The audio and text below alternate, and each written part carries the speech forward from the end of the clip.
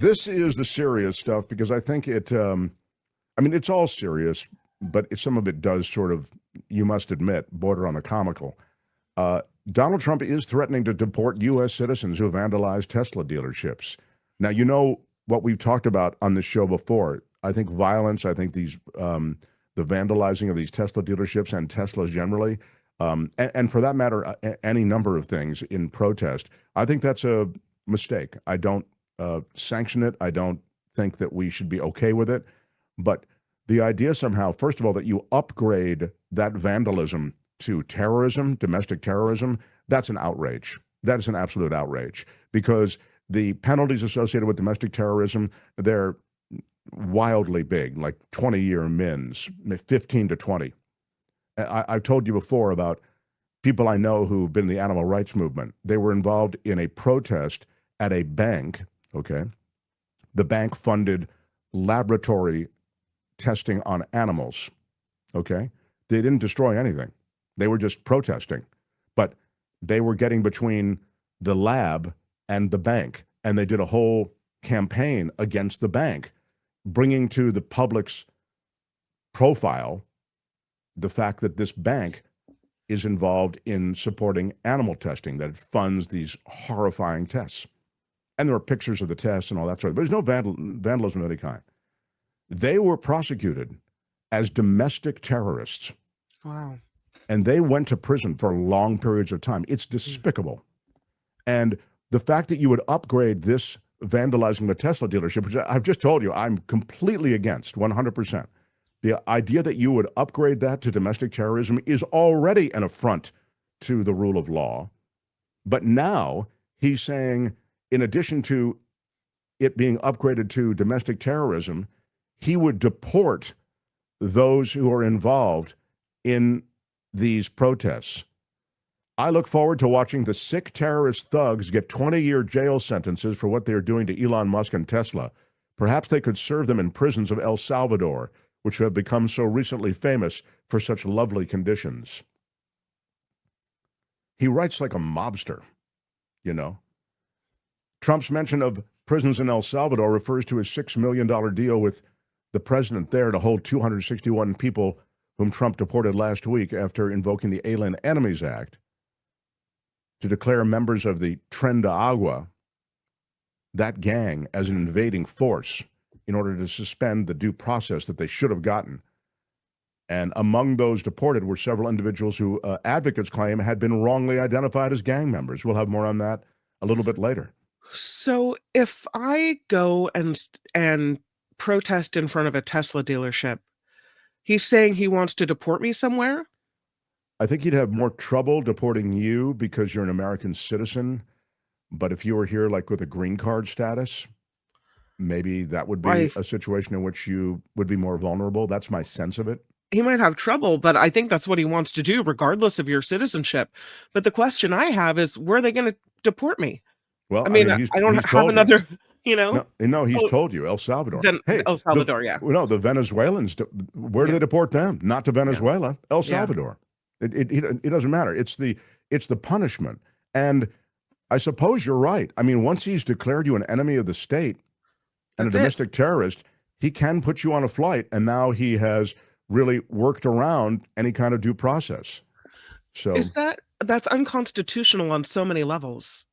Of course, yes. I mean, cruel and unusual punishment, number one, but also I don't think you can do that to an American citizen. I mean, unless you're changing the rules or you're not caring about the Constitution.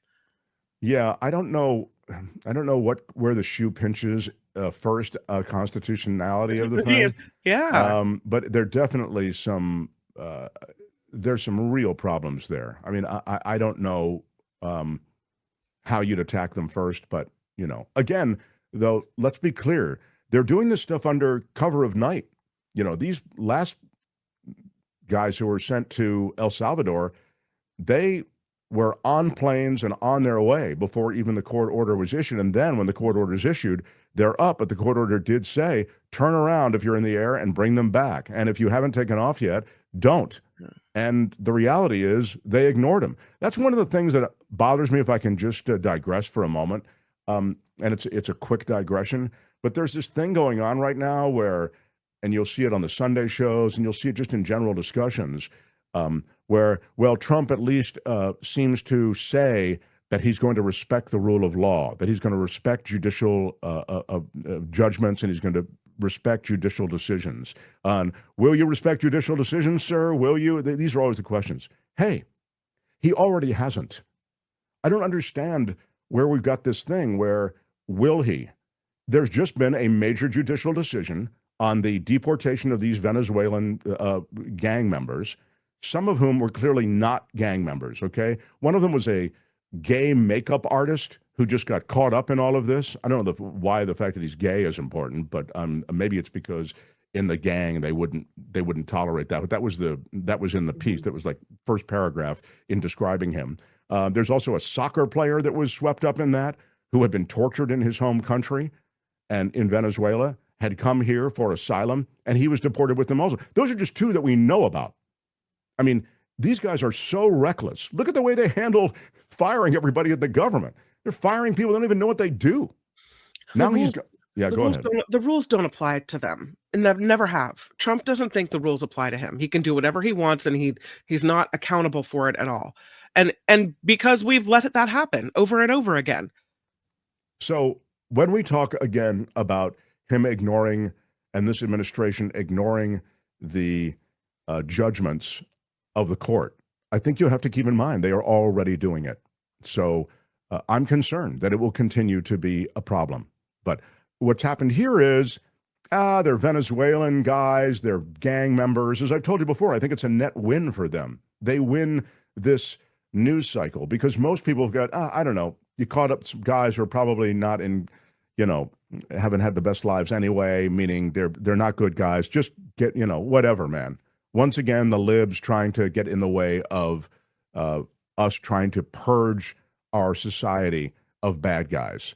Well, that's not what happened. That's just not. And they are entitled to due process. And when you listen to Homan being questioned in different forums, he was making the Sunday news circuit this past weekend. You hear how quickly the story breaks down. Tony, do you have that? The Homan thing? Here we go. This is a little bit of it. But one specific example is somebody that was on one of those flights. His name is Jersey Reyes Barrios. He is was a professional soccer player in Venezuela.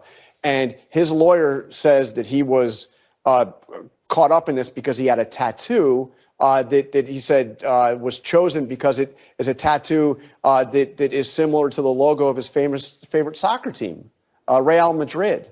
Says he's got no criminal record whatsoever and has never been a gang member. Now that person is now apparently in that prison in El Salvador with no ability now to contact his lawyer, no rights as far as they can tell, no rights at all to defend himself or prove his innocent. I mean, what happens to somebody like that? Well, look, they can make those claims, and of course, we have information that says the complete opposite. Member of TDA, affiliate with TDA, which again, will you release that information? A terrorist organization. Will you release the information? Look, that's going to be that will be litigated in the courts with this judge.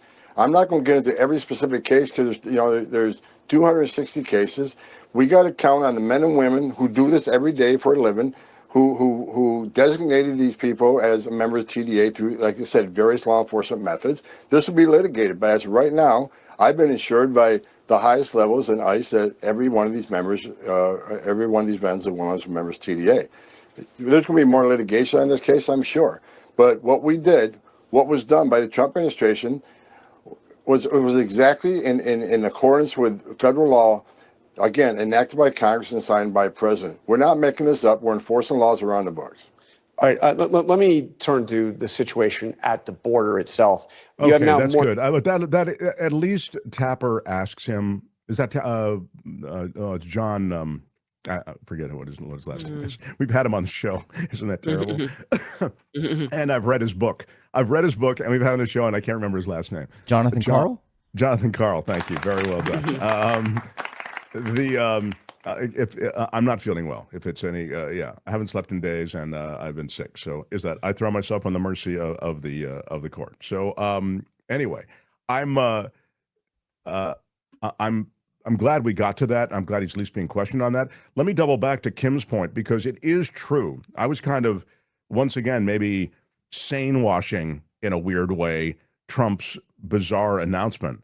But Trump did say he would deport U.S. citizens as well who vandalized Tesla dealerships. So you're right, Kim. So it's crazy. As if we when don't have due process in this country, as if there's not already a system in place to deal with people. He wants to shuffle people off to this prison in whatever, El Salvador. And what gets me about this is that they're so gleeful about how brutal this prison is. So you know how awful it is, and you want to take American citizens and shuffle them down to be treated not like American citizens, because that's not how we do jail in this country. Well, they want to get everybody to understand that you don't mess with the king. Oh. And they're doing it. And the other way they're doing it is they're going after law firms. And when you do that, you begin to get at another mechanism by which this administration can be held to account, and any administration can be held to account, right? The courts. But he has cowed a major law firm in Washington, and there are others. Now, there's another law firm in Washington that's standing up to him, but the minute you get one to submit, and now they're going to do $40 million worth of pro bono work for him for Trump-related causes, is what the settlement stated. The minute you get one to capitulate like that, you end up essentially sending the message that there won't be a united front among law firms and lawyers. Everybody's scared of what could happen. So the deportation threat is all part of instilling fear in us, and it works. And so this kind of mobster approach is very effective for Trump. Hi, it's Mark, and I thought that was great. Hit the notification bell, you'll know whenever there's a new video being dropped, and please subscribe to our channel to help us save the universe.